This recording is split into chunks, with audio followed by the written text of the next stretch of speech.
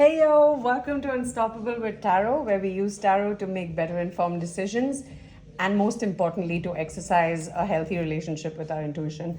So please don't take any cards at face value. Check in with your intuition and only take what resonates. I mean, we hear this all the time, but I think it's important to state that. All right, so this one's for Gemini. I hope you're having a great start to 2026 and having a great day or evening wherever you are. Let's see what we need to know for Gemini for 2026.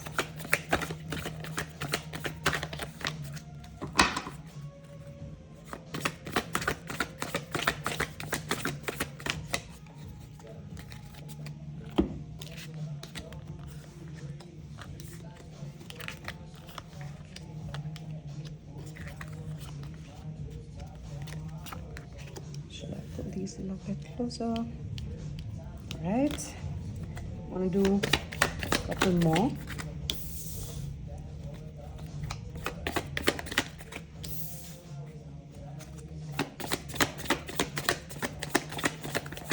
All right, Gemini, it's going well. It's going well.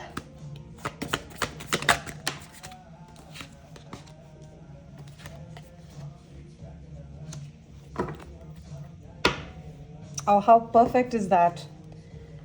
So Gemini, it seems like you're just clearing up a lot of shite from 2025. It feels like there's a sudden and sharp end that you're putting to all sorts of confusion, all sorts of baggage that was not yours, that did not have to be carried or did not have to be shouldered by you. Especially things that were clearly not right for you, right? Like the Nine of Cups in reverse is just the opposite of a wish fulfillment. But sometimes when you come from a space of wanting to be kind, to be nice, to keep the peace, I think a lot of us can relate to that. You kind of let things slide and you shoulder a lot of other people's baggage only to realize that it's not being returned or it's not being acknowledged even, right? And then over the course of time, you realize actually it's been a one-way energy drain, right? So you're realizing that because you're realizing that it was the opposite of what you wanted. It was draining your resources. As you can see in the Nine of Cups, there's like a chest full of amazing,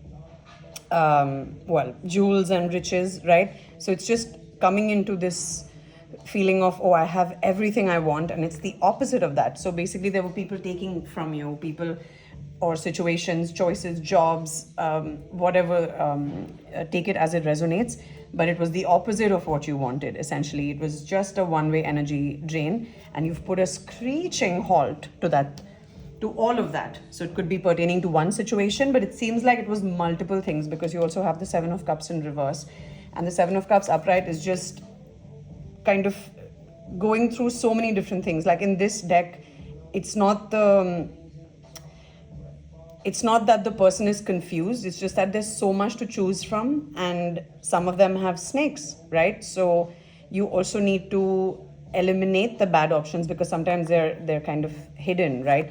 And so in the reverse, it means that none of that is flying with you anymore. You see it, you catch it, and now you're walking away from anything and everything that feels like a hindrance, that feels like it's not something that is nurturing you in return, because you come from a space of extreme nurturing. You can see that in the Three of Cups at the bottom of the deck, which basically, to me, in conjunction with this spread, seems like you're someone who just likes to take everyone along with you.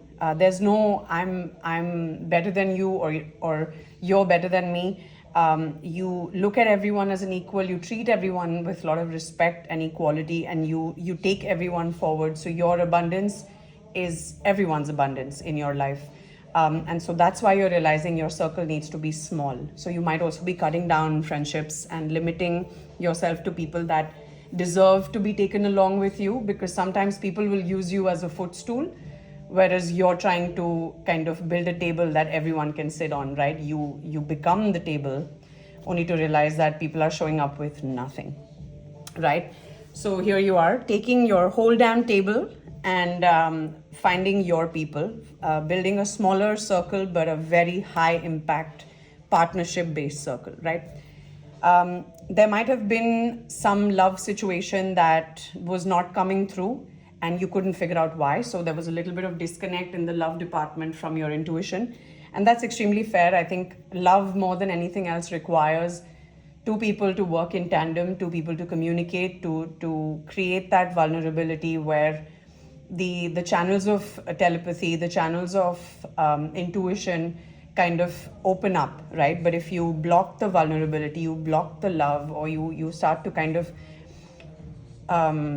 measure what should be said, what shouldn't be said, when these games are starting to be played by the human mind, the natural instinct, the natural intuitive hits kind of get subdued, because it becomes like a game, and then everything becomes calculated and the natural flow of things gets hindered.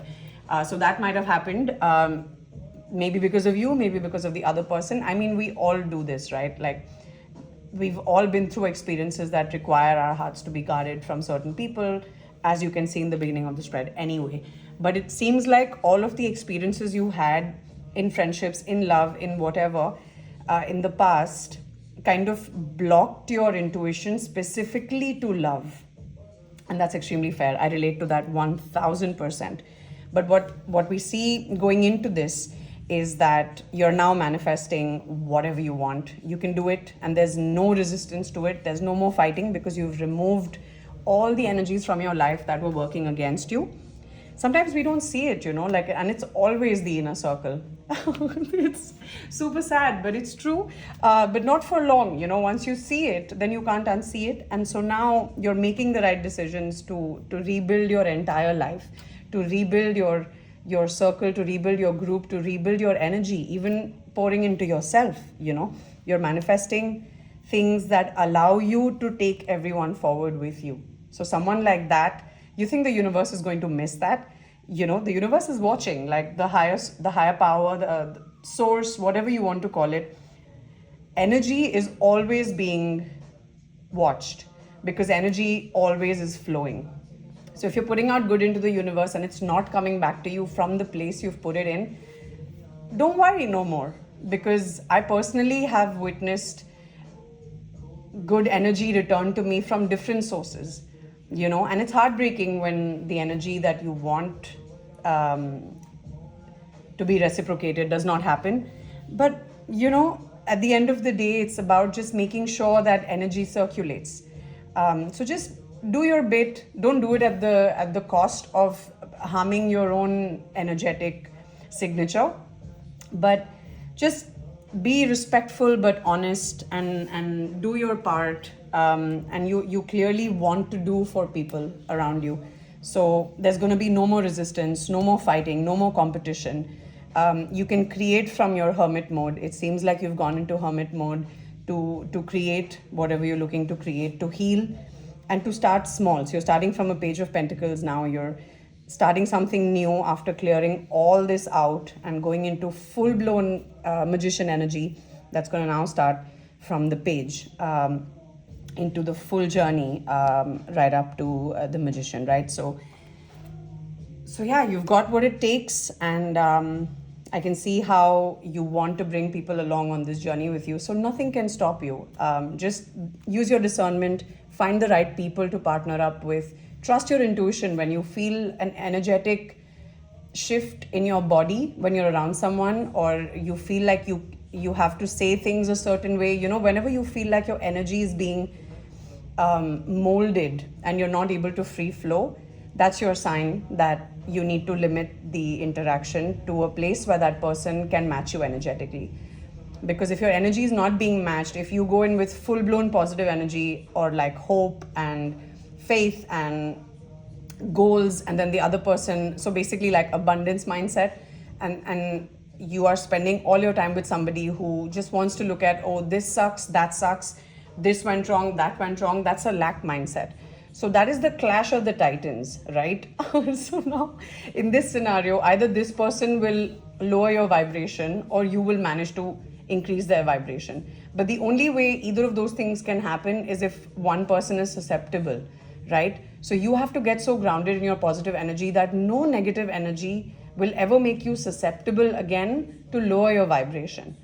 Because once you're in high vibration, everybody around you benefits. And also, the higher you fly, the harder it is for lower vibration to cling to you, right? So just do you and just soar. This is your time, and you got this, Gemini. So wishing you an incredible day or evening wherever you are, and I really hope you consider subscribing, because I've promised myself to post a video every day, and it would be amazing if you join me on this journey. All right, Gemini, see you in the next one.